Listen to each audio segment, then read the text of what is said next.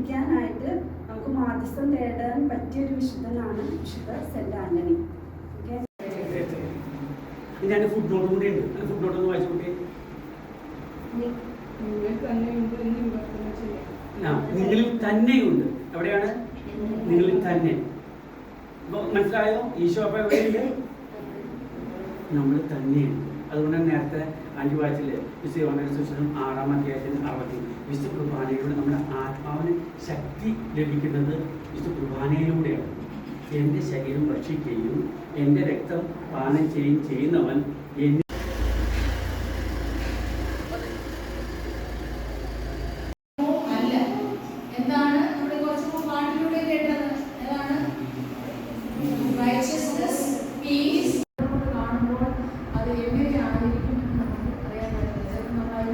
എന്നെ ശിക്ഷ വാങ്ങിച്ചിരിക്കും. ഓക്കെ, അപ്പോൾ അതാണ് ദൈവത്തിന്റെ നീതി. ദൈവം ക്ഷമിക്കും, പക്ഷെ ദൈവത്തിന്റെ നീതി നമ്മളുടെ മേൽ വരും. ആ ദൈവത്തിന്റെ നീതി യഥാർത്ഥമായിട്ട് ഞാൻ നന്നായി ജീവിച്ചാലേ ഉള്ളൂ എനിക്ക് യേശുവിന്റെ അടുത്ത് പോകാൻ പറ്റുകയുള്ളൂ. നേരത്തെ ഇന്റൻഷൻ ചോദിച്ചപ്പോൾ ഒരാൾ പറഞ്ഞില്ലേ, എനിക്ക് സ്വർഗത്തിൽ പോകണം, അതാണ് എന്റെ ഇന്റൻഷൻ.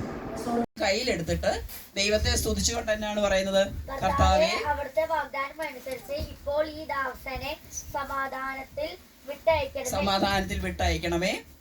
എന്തെന്നാൽ സകല ജനതകൾക്കും വേണ്ടി അങ്ങ് ഒരുക്കിയിരിക്കുന്ന രക്ഷ എന്റെ കണ്ണുകൾ കണ്ടു കഴിഞ്ഞു. മതിയാവും. ആ സകല ജനത്തിനും വേണ്ടിയുള്ള രക്ഷയാണ് ശിമയോൻ സ്വന്തം കണ്ണുകൾ കൊണ്ട് കണ്ടത്. അപ്പോൾ ശിമയോൻ അവിടെ പറയുകയാണ്, ഇത് ലോകരക്ഷകനാണ്, നമ്മളെ രക്ഷിക്കാൻ വേണ്ടി വന്നതാണ്, ദൈവപുത്രനാണ്, ആ രക്ഷ എന്റെ കണ്ണുകൾ കണ്ടു കഴിഞ്ഞു, ഇനി എന്നെ വിട്ടയച്ചാലും. ഇനി അടുത്ത ഒരാളാണ് രക്ഷകനെ കാത്തിരുന്നത്. അതും നമ്മൾ കാണുന്നത് ലൂക്കായുടെ സുവിശേഷം 2-ാം അധ്യായത്തിലാണ്.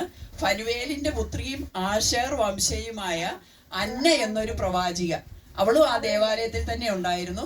അവളും ഒരു വാർദ്ധക്യത്തിലെത്തിയ വൃദ്ധയായ ഒരു സ്ത്രീ ആയിരുന്നു. 84 വയസ്സായിരുന്നു.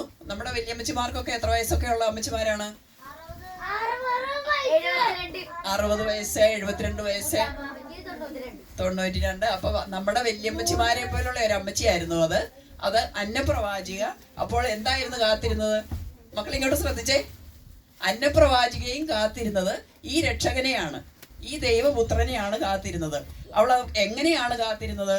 ദൈവത്തെ സ്തുതിച്ചുകൊണ്ട് ഉപവാസത്തിലും പ്രാർത്ഥനയിലും കഴിഞ്ഞിരുന്നു. നമ്മൾ ചോദിച്ചില്ലേ എങ്ങനെയാണ് നമ്മൾ ക്രിസ്മസിന് ഒരുങ്ങുന്നതെന്ന്? ഇങ്ങോട്ട് ശ്രദ്ധിച്ചേ. നമ്മൾ എങ്ങനെയാണ് ക്രിസ്മസിന് ഒരുങ്ങുന്നത്? പ്രാർത്ഥിച്ചൊരുങ്ങി കുമ്പസാരിച്ച് കണക്കാക്കണം.